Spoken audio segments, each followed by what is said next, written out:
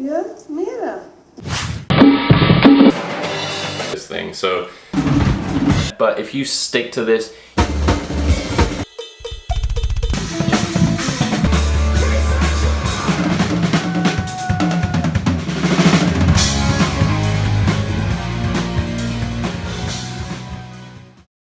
Hey guys, Chris Jenkins here. So this is the big reveal. We're going to start a podcast, and the goal for these podcasts is just to sort of give you guys an opportunity to get to know me a little bit better. It's a chance for me to sort of just speak a bit more in depth on things, and because if you know me from my instagram.com/chrisjenkins_drums, I do a lot of Q&As, daily content, but a lot of the times I get questions and often questions that I just feel like deserve longer and more in-depth answers, but obviously with Instagram it's a bit hard to do that. So with the podcast, obviously it's going to be a bit more long form, so it gives me a chance to just elaborate a little bit more and talk about things that are on my mind, things that I'm working on, give updates. I'm going to add clips and stuff. We'll really see how it goes. I'm going to be kind of improvising, obviously learning along the way, so I'm really excited, and already I have it in my mind that's going to be really cool to look back on these down the line, and I'm sure, you know, everything will be much improved by then, whether it's the audio, the background, we'll see. So we're kind of just going for it. We'll see how this goes. But for those of you who are new and don't know who I am, my name's Chris Jenkins. I play drums. Music is very much my life, and I'll just talk a little bit about my background. So to begin with, I often get asked what my accent is, where I'm from, and honestly, they've always been very tough questions for me. My mum is Swedish, my dad's Welsh, but I was born in South Africa in Johannesburg. I lived in Zambia for a few years, Sweden for like less than a year, Alderney, it's in the Channel Islands with just a few thousand people. I was there for a year with my grandparents, and then I lived in England, close to Bristol, for about 4 or 5 years before moving to Hong Kong, which I then lived there for 11 years. So Hong Kong was very much the bulk of my life, and actually where I began to play drums, but I'll get into that shortly. And then after Hong Kong, I moved to the Netherlands. I lived there for about 3 years, and then moved to Leeds 2 Septembers ago, I believe 2018. So moved around a lot. My family were all drug smugglers, so you know we constantly have had to expand the business. No. So my dad's a pilot, so we always had to move around a lot. I just like to tell people that I'm an international drug smuggler because it's a cooler story. But yeah, my sense of identity has always been a bit weird that way. But it doesn't bother me. It is what it is. So for those of you wondering what the accent is and where I'm from, it's kind of just a mix of things. So yeah, and so drums, I mean, drums, it's my life, it's what I do, it's what I dream about, it's what I obsess about, it's everything to me, really. There's nothing you know, other than friends and family, really, that takes much or as much precedence in my life. Drumming, I'm sure as many of you are passionate about, is just something I can't go without. Although as I'm recording this, we're in isolation and quarantine, so I can't actually play drums as much, or if at all, really. It's just the pads and pillows for now. But yeah, I started playing drums when I was about 12 or 13. I'm 24 years old now, and the way I went about starting drums, see, at that age, about 12, 13, I don't think I'd ever actually heard or seen drums live before. It was completely foreign to me. I obviously knew what the drums were, but it's nothing that really ever registered. I was always passionate about music. Ever since I was young, I would be dancing to music, and music's something that, you know, like a lot of us, just, it got me through a lot of hard times, a lot of good times. It was just always there for me. Music was just something I could always relate to. I always felt like I could channel my emotions through, and in that sense, it was very much a form of therapy for me, especially in the earlier years. A lot of us, you know, in teenage years had those angsty sort of phases where we maybe weren't in the best headspace. I know I wasn't. So my point being that music was just the number one sort of therapy and form of, you know, it was just such a cathartic outlet for me back then, and still is to this day.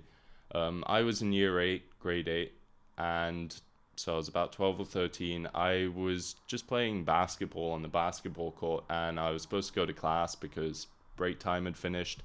And I'll post a picture here, but you can see this bridge.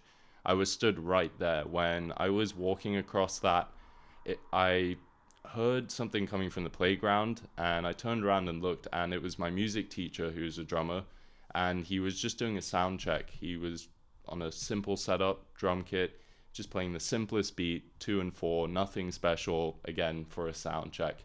Um, but at that moment, I stopped, I turned, and I was looking down, and I was just staring. I couldn't stop. I was completely captivated. This is a question I've, always asked myself. Like, I don't know why that is, or why a lot of us, have that sort of association with different things. But I asked myself, did I pick the drums or did drums choose me? That's a question I'll never know the answer to. But for whatever reason, when I stopped on that bridge and I heard him playing a drum beat, it just completely took over me. I was completely captivated. I just thought that was like one of the coolest things I'd ever heard or seen, and I just knew I had to try it. It also helped that there was a girl in my year who could play a bit of drums. She knew some grooves, so just watching her play as well in music class just got me fired up, and I was just like, no, I need to dabble, I need to have a go. And I did, and sure enough, it kind of clicked, just as that feeling did initially when I even just first saw and heard the live drums. Actually getting to play on them was a whole different experience. And to be honest, still to this day, I obviously don't get sick of it. So I, slowly I began taking lessons. I took lessons for 1 year. Again, I've been playing about 12 years now, but I took lessons for that first year, obviously, just to have someone show me the ropes. I needed to understand what good technique was, how to sheet read, things like that. So throughout that year, that was what I was doing. I was playing some songs. One of the first songs I think I ended up playing was System of a Down, Chop Suey, I want to say. I know that was a first for a lot of us, but it was for me, and it was songs like that. I was always very much into heavy music, heavy rock, heavy metal, um, and that was just how I sort of started to calibrate my drumming. It was very much just wanting to play to my favorite bands and music, and because of that, I decided to quit lessons. Now, obviously, well, I'll start with this. I feel like musicians tend to fall into two categories. There's the sort of more theoretical student, if you will, the person who likes to really understand and know how and why they're playing what they're playing, and there's a lot of value in that. And you kind of have the other side, or the other end of the spectrum, I'll say, of the people who are a lot more intuitive and just sort of go by ear, but maybe aren't super theoretical and perhaps even lack the vocabulary a lot of the times. And I sort of fell a bit more into that category. I can read, but I'm not super proficient. And so to me, just the academic approach to learning drums just didn't intrigue me, and didn't intrigue me just near to the extent that I was obsessed with it. Again, I was already a huge, passionate lover of music. It was my daily bread and butter. I always had my earphones on. I was very quiet, didn't talk to many people. It was just always music.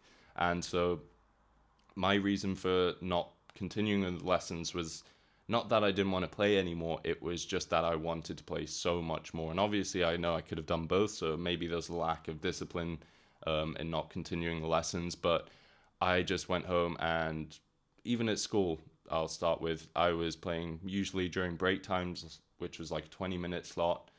Music classes, I got to play in most of them. And then I would stay and play after school. And then I would have drum lessons. And after a year or two of playing, I then got my first drum kit, which was a Roland kit, a TD9. I believe I got it for a discount through the store. My parents did. And, they made sure that I stuck with drums before buying it, because obviously drums are expensive. And I had actually started with guitar before and quit after a few months, and had to give that guitar away. So they were a bit, apprehensive, understandably. So I, from then on, after lessons, was just obsessed. I was playing every single day, playing to my favorite band's favorite music, and just watching videos religiously on the school bus. even at school, because we did have laptops there. I couldn't get over the idea of drumming. Again, it's always been something I've pondered why that is. It's just, it interests me why I could have such an obsessed passion, but not the same for much else. But that was what it was. And so I started playing with friends, jamming, playing performances, and mostly at school. And I'd say this firstly because I know a lot of people out there, myself included in the past, are bedroom musicians. But I think one of the main goals is always going to be to play a performance, to play in front of people, to have that energy, that atmosphere. It's just a whole different thing, because it's fine if you just enjoy playing your own and you're more of a hobbyist. That's absolutely fine. But if you can, I would recommend just sort of trying to push yourself, get yourself into those kinds of situations where you're playing with other musicians, even if it's not a serious performance or there's not a lot of people. Ironically, I've always said this, I find performances in front of, like, say, less than 20 or 50 people to almost be a lot more intimidating than the big ones, because it's a lot more intimate. But playing in front of people is just such a great learning experience, because it really firstly tests you and your ability, but also how you perform under nerves. Because no matter how professional you are, every drummer musician will say that they get nerves, stage fright to an extent, something you can deal with, and I'll talk about that in a future episode. But things like that, and also knowing how to sort of mesh and have band chemistry, also how to feed off of the audience and how they feed off of you. Also, holds you accountable. You're the drummer, you're going to be the reason that people dance, the way they move, all those sorts of things. So it really forces you to focus on being locked in and dialed in, and having your bandmates be able to rely on you. So playing in live situations and doing performances is a huge learning curve, and I'd certainly recommend it if you are even interested in doing so, but you're maybe just apprehensive out of maybe fear, understandably. But I can promise you that it's just completely worth it. The feeling you get afterwards is like the coolest adrenaline rush. You feel so good, and especially when you get good feedback, a good response, it just is the icing on the cake. Obviously unbiased, but to me that's just been one of the greatest feelings ever, and I just want to continue to pursue that, and I am. Actually, if you don't know, right now is still isolation lockdown period with the coronavirus, so whenever you're watching this, if it's in the future looking back, that'll be kind of funny to look back on. But sorry, just a random note. But yeah, so I was just always I became very obsessed with music. Now, something about me personality wise is that it took me a long time to realize this. I am very much a sort of all or nothing kind of person, which has pros and cons, like drums, but even like video games or football and different hobbies of mine when I was younger, I could never sort of dabble. I still really struggle to. It's very much, I'm really interested or I'm not. And if I'm really interested, then I deep dive. I'm like on YouTube videos, I'm trying to learn everything I can. I get really addicted to progress. And that's why, 12 years later from my first time playing on a drum kit, I am just as, if not more, obsessed about drums now. So that's always been sort of a thing for me. It's, again, there's pros and cons. The cons, it can be kind of limiting. I kind of wish I could play things like piano effectively. I can dabble, but yeah, again, I'm not good at dabbling. So it was kind of a natural route, because I was already very passionate about music. I loved the sound of drums, and the drummers I was looking up to at the time, again, I was very much into metal and rock music back then. Some videos and drummers I watched religiously, which you guys might know, was people like Chris Adler, Ray Lazier, Joey Jordison, say what you will. Mostly, like, those three were huge for me back then. Tim Young, he played for Divine Heresy, Morbid Angel, a few other heavy bands. He was incredibly fast, and So there I was already introduced then into like the metal world of drumming, because metal drumming obviously differs a lot. There's a lot of double pedal. It's a completely different rhythmic style. So that was sort of how and what molded my playing in the beginning. I was also very much into like funk and rock music, especially when I jam. In the early years, I wasn't capable of playing fast blast beats and double pedal. So, my friend would just jam around on the bass. And actually, an interesting story about that is my friend at the time, Josh, he was the bassist, and this was like grade 8. So again, we were around like 13 years old, and he was pretty much just obsessed as I was, which was amazing, because again, we would play during school, or at least I play during class, and then we'd stay and play after school. Now when we would play after school, this was often for hours, and I remember one game that we would play as well every now and then was just to see how long we could go without stopping, without not playing a note. Even if one of us had to go to the bathroom, the other one was still playing, and obviously there's a level of trust there, but I guarantee you we were. I know that I was. And it was just all in. We were just obsessed, and the improvements, and again, this is why, if you're a sort of bedroom musician at the moment, to get out there and try play with other musicians, because in terms of learning experience, again, it's like this is very common for a musician, right? Is you might feel that your ideas are a bit limited, or that you're playing a lot of the same things, especially for a drummer to play with a bassist, because there's just that connection. A lot of people are aware of. It's so much easier to have them just play a riff, and then you imitate that, and you can do things like call and response, and you can feed off each other. You can talk about structure and songs with each other. Sorry, I keep hitting the microphone. So playing with other musicians is a huge part of my journey, but is also a huge learning curve and experience, I think, for musicians that they should try and go through, especially in those earlier years. So I was playing drums every day. I was always watching the videos. Me and my friend, we were always jamming. So part of me, I always wished that I started playing drums a lot earlier on, just so I could be a lot better than I am now. That's the sort of obsessive side of me. But at the same time, I'm glad to say that I sort of was able to clock in so many hours early on, and sort of, I guess, get as much almost as I probably could have out of that time period. Obviously, there's always more that we can be doing, but I was on average playing between 3 to 7 hours basically every single day.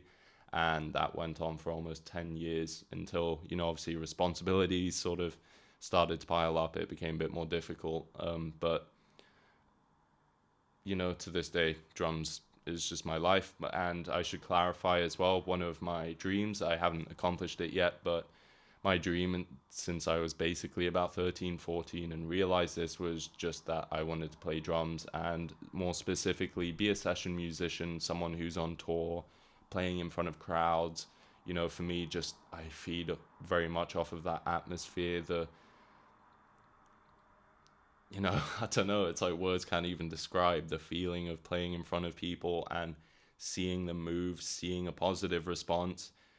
This is something I think audiences also undervalue or underestimate, is how much we, the musicians, feed off of the audience. So at least that's the case for me.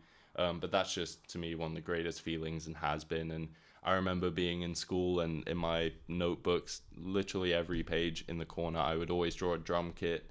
There wasn't anyone on it. It wasn't me. It was just the drum kit, and there'd be a big crowd. And I would always watch like live drum cam videos. They were always like my favorites, because to see the drummer, the professional in his element, doing what he's practiced for, and playing with a full band, and playing in front of a big crowd, and again, the atmosphere, and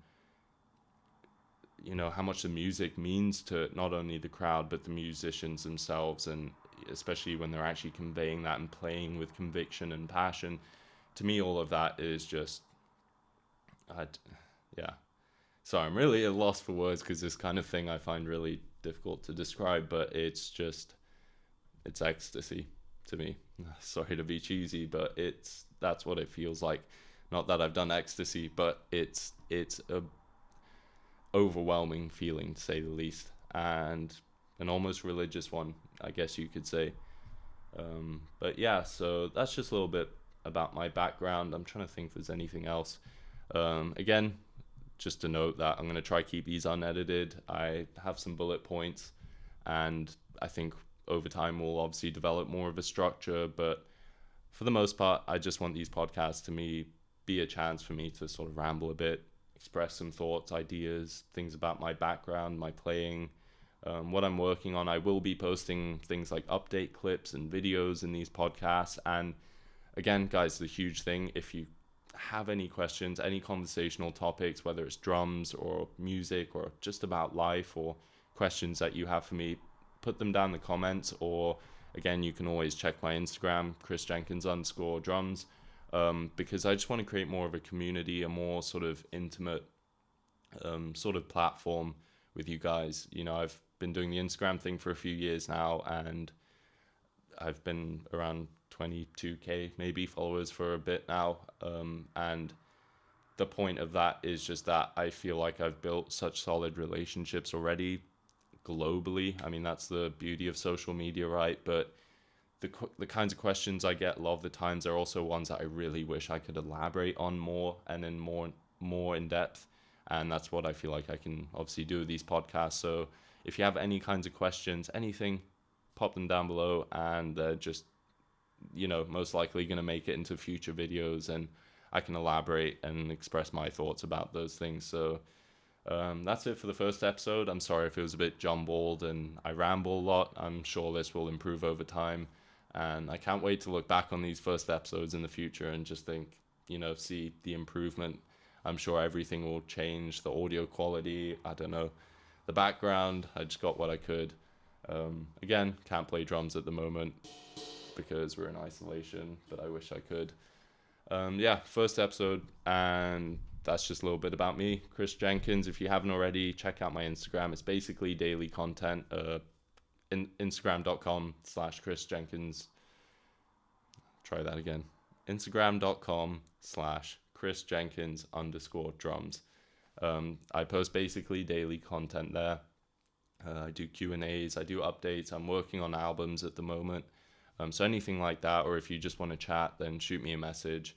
That's definitely one of the best ways to contact me. Otherwise, for more serious inquiries, you can email me at chrisjenkinsdrums@gmail.com. So yeah, that's it for the first episode, guys. I appreciate it if you've tuned in or stayed this long. One last thing as well, because it's isolation, I'm most likely going to be shaving my head within the next few days because it's getting too long. I'm reaching that point. So I'm just saying that another reason to tune into the next one is I might look like a complete mong and have a terrible haircut. Who knows? So we'll see. I'll see you guys in the next one though. Cheers.